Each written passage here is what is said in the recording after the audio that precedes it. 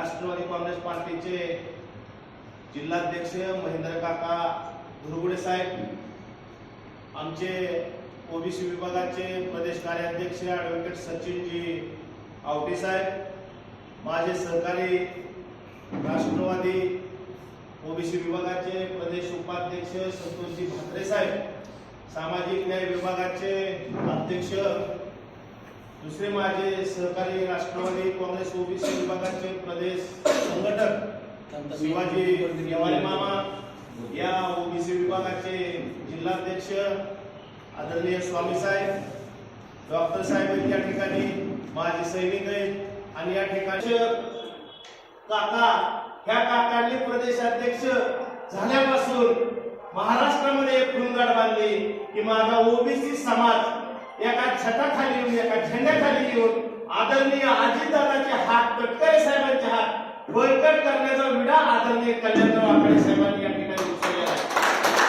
आज आम्ही बघतोय साहेब, तुम्ही गेल्या 1 महिन्यापासून आज तुमचं खानदेश असेल, विदर्भ असेल, काय उत्तर महाराष्ट्र असेल, आज या मराठवाडा आहे, उद्या मला वाटतंय काय कोकणपट्टी मुंबईचा विभाग आपण चालू करताय. खूप जोमाने काका आपल्याला ओबीसी विभागाला प्रदेशाध्यक्ष या ठिकाणी आपल्याला खालच्या प्रदेशाध्यक्ष या ठिकाणी मिळालेला आहे. आज काकाला हे ओबीसी विभागाचं संघटन करणं, आखाडे साहेबांना ओबीसी विभागाचं संघटन करणं तसं नवं नाहीये. का नवं नाहीये? कारण ते सुद्धा एक समाजाची संघटना चालवतात, सावता परिषदेचे ते संस्थापक आहेत.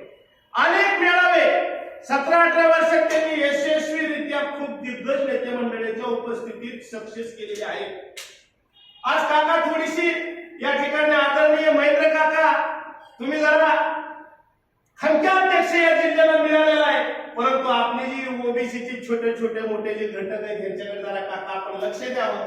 उदाहरणार्थ येवाले मामा, आज या ठिकाणी सावता परिषदेचे मामा किती शाखा आहेत? 25-30 आहेत का?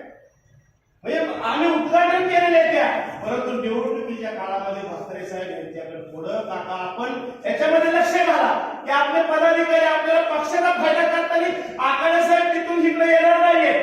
काका तुम्हाला याच्यामध्ये लक्ष घालून ह्या पदाधिकाऱ्यांना जी काही काम असते ती करण्यासाठी आपण फादरवाडीचे जिल्हाध्यक्ष आपण लक्ष घालावं.